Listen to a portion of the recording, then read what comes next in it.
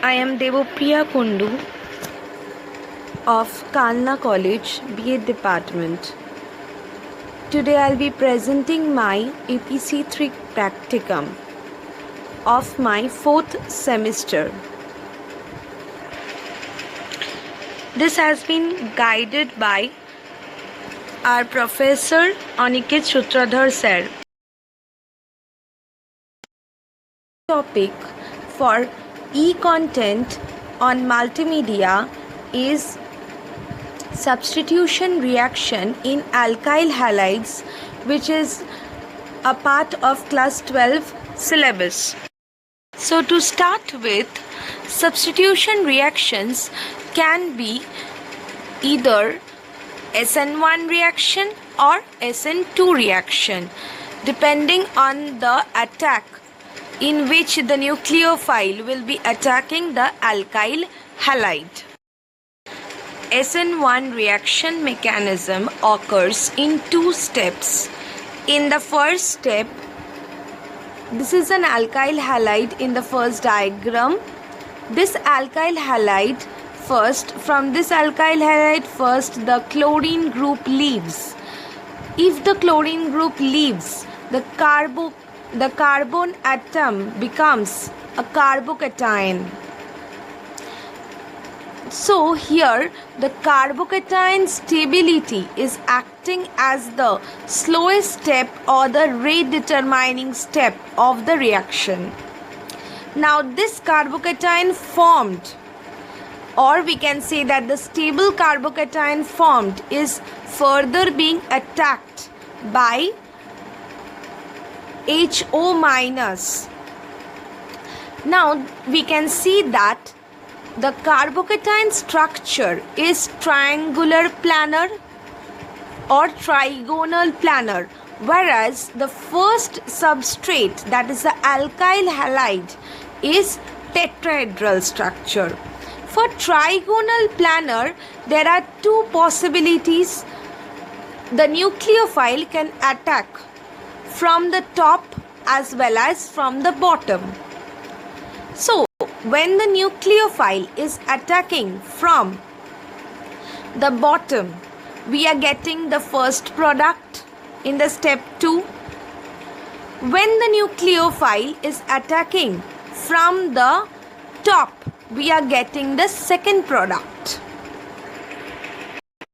Both of the 2 products are formed in equal proportions, that is 50% and 50% each. So both are equally probable products. Now in this entire reaction, we have seen that carbocation stability has been acting as the rate determining step. So the rate is depending on the carbocation stability. Now where is the carbocation coming from? It is directly coming from the substrate. That means we can say rate equal to K into concentration of substrate, or we can say rate equal to K into concentration of carbocation stability. Here K is just a constant. Here we can see that the rate is not dependent on the nucleophile. Why? Because the slowest step, we know that determines the rate of the reaction.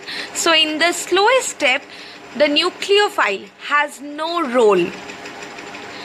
So in the rate equation, we do not involve the concentration of the nucleophile. So according to carbocation stability, we know that carbocation stability can be explained in terms of hyperconjugation and resonance. So for the case of the tertiary carbocation, will have the maximum stability, and the primary carbocation will have the least stability. So here we can write the carbocation stability in this order. Now just now we have seen that rate is directly proportional to the stability of the carbocation. So the rate of the SN1 reaction will also be in favor of the carbocation stability. Next, coming to the solvent used. What type of solvent can be used for an SN1 reaction? For SN1 reaction, we have seen that a carbocation product is getting formed. Carbocation intermediate is getting formed. Intermediate is something which is formed in between the reaction and can be trapped as well. That means it is having stability, so it can persist for some time and therefore it can be isolated as well. So this carbocation stability here is governed by the alkyl groups, as well as here the solvent is also helping in the stability of the carbocation. Here you are getting a carbocation, means a carbon with a positive charge. This can be stabilized with a polarity difference of the negative carbon anion. If you use water, which is a polar solvent, polar protic solvent, what will happen? This carbocation will be surrounded around by the OH minus ions. Now,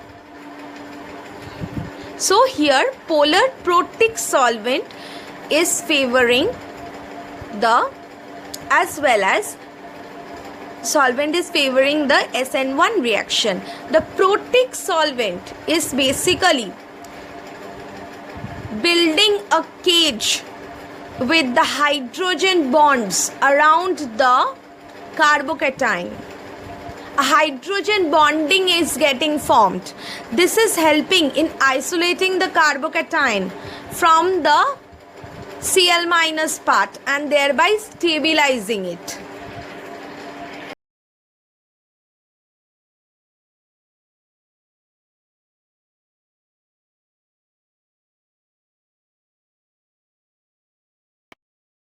I have already mentioned that for SN1 reaction, we are getting the products in 50% proportions. So the first step is very clear that we are getting the carbocation in the first step, and when OH minus in the second step is attacking the carbocation, two products are getting formed in 50% proportions. Now here you can see that the products are having a difference in stereochemistry. The products rather are just alternate of each other's stereochemistry. So it is forming a racemic mixture.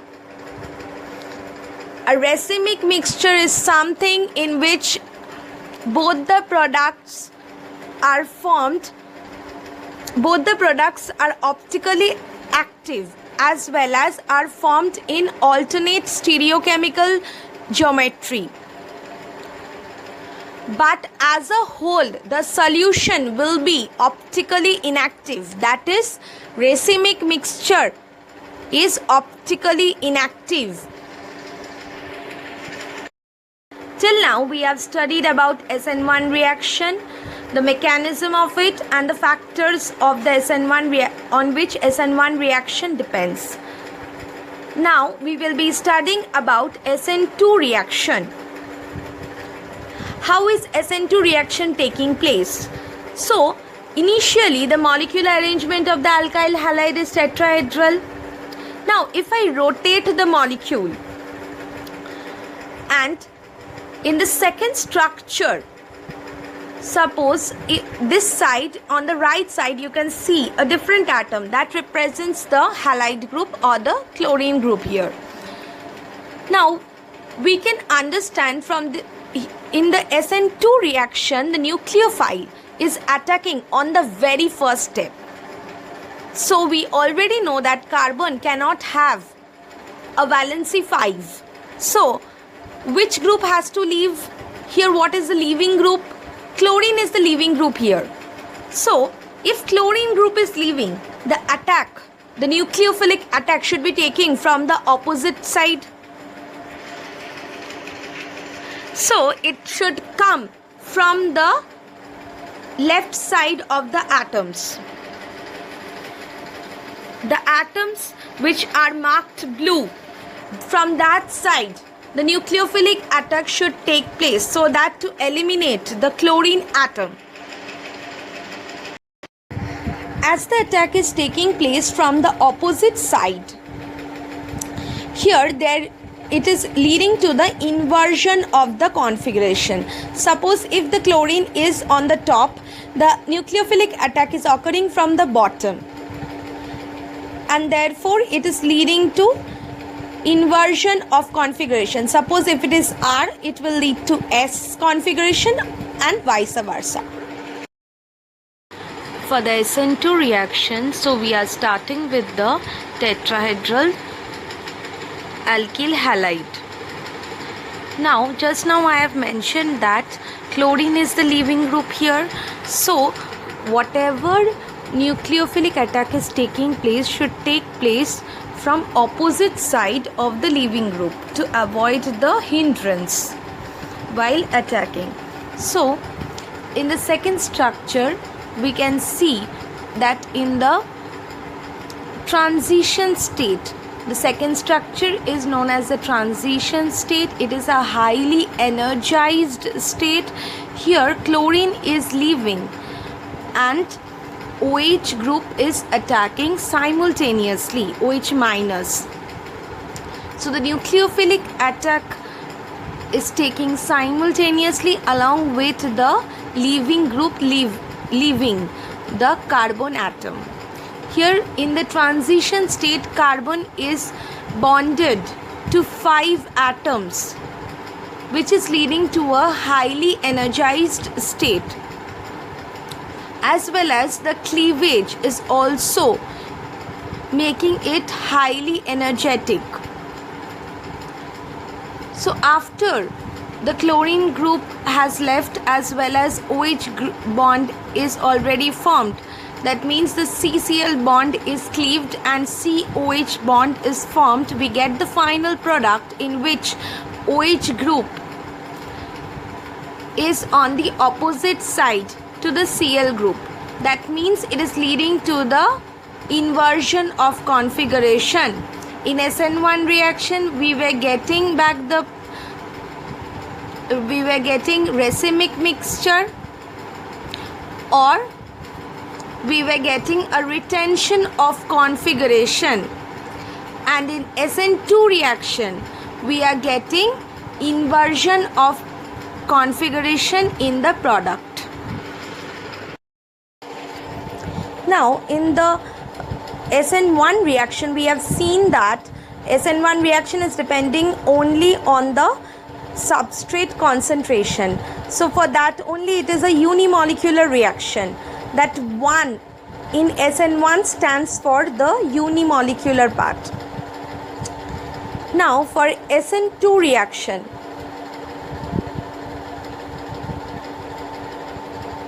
this SN2 here, 2 means a bimolecular reaction here.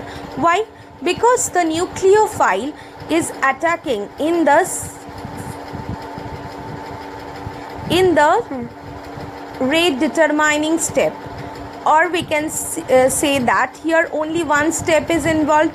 That means the nucleophile and substrate concentration both are favorable required for SN2 reaction rate. What are the factors affecting the SN2 reaction? Here first is the nature of the nucleophile. Strong nucleophiles are favored for SN2 reactions. Like if I use OH minus, which is a stronger nucleophile as compared to water. Next is nature of substrate. Here less bulkier alkyl groups in alkyl halides will have higher SN2 order reaction rate. That means if my alkyl group is less bulky, there will be less hindrance for the nucleophilic attack to take place. That means it will initiate the SN2 reaction rate. Solvent used. Now, what type of solvent is used for SN2 reaction? Here we have seen that the nucleophile is involved in the rate of the reaction of SN2. So, if the nucleophile gets solvated, it needs to desolvate it before it attacks the substrate. So, to avoid that, we use polar aprotic solvent.